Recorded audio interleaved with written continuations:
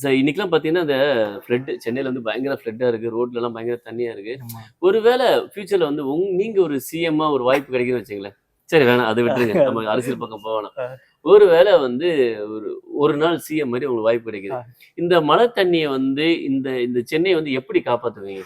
ஒரு நாள் சிஎம் உங்களுக்கு பொறுப்பு குடுத்துறாங்க. முதல்வர் படத்துல மாரி. அ. என்ன பண்ணுவீங்க? இந்த ஃப்ளட்ல இருந்து மக்கள எப்படி காப்பாத்துவீங்க? ஒரே ஒரு அறிக்கை, ஒரே ஒரு ரூல். அதுதானே கிடையாது.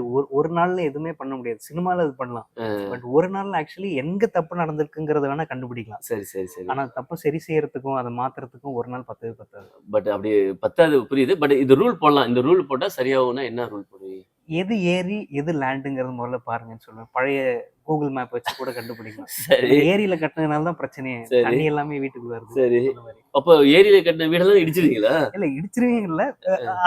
அதுக்கு அந்த டிபார்ட்மெண்ட் பார்த்துப்பாங்க.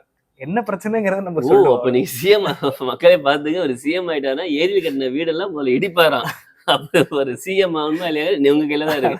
ஏங்க இப்படிலாம் வாட்டர் போட்டீங்கன்னா எப்படி உங்களுக்கு சிஎம் சிஎம் ஆவாங்க? காமன் மேன் நானு. ஓ! அந்த மாரி ஆயிடுறீங்களா? ஓகே. நல்ல ரூல் தான். பட் வந்து பண்ணா நல்லா தான் இருக்கும். நீங்க சொல்ற மாதிரி.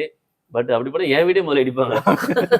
தம்பி முதல்ல அந்த இந்த ஆங்கர் எடுத்தா தெரியுமா? அந்த ஒரு வீடே ஏரியில தான் இருக்கு. முதல்ல தூக்குங்க அப்படின்னு. ரொம்ப சந்தோஷம்.